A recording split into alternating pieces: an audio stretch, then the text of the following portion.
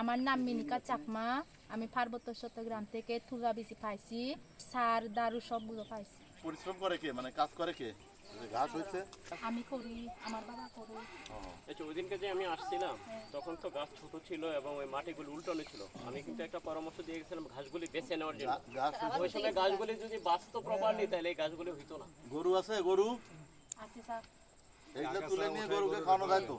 এখান থেকে নিয়ে যায় স্যার। এগুলো খাতে তো স্যার। না না, এগুলো হচ্ছে পোকামাকড়ের কোলাটেরাল। এগুলার জন্য পোকা মাকড় বেশি আসবে, আর ওই যে সার দিলে ওই সারগুলি এই ঘাস খেয়ে ফেলবে।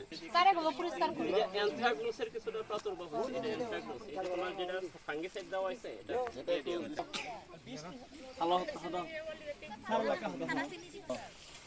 কি নাম আপনার? ভালো আছেন আপনি?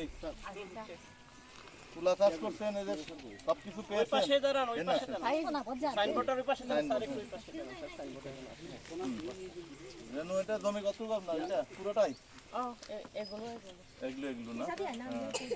এই যে এখানে যে সব বীজ, সার, কীটনাশক সব পেয়েছেন? তো একটু পোকা, এই যে এটা তো একটু চেহারা ভালো দেখা যাচ্ছে, এটা পোকা টোকা নাই। এটার চেহারা কিন্তু খুব সুন্দর। ওখানে যেমন কিছু পোকায় পাতা চিত্র করছে, ফুটা করছে, পোকার আক্রমণ দেখা গেছে, কিন্তু এটা নাই। এখানে ফেরোমন ট্র্যাপ কয়টা আছে? প্রতি বিঘায় 2টা করে দেওয়া। দুইটা দিয়ে হয়? স্যার হয় স্যার। স্যার এবং এখনকার ফেরোমন ট্র্যাপের বিশেষত হলো স্যার পানি লাগে না, এমনি পোকা ঢোকে। ওই যে এখানে একটা, ওইখানে একটা।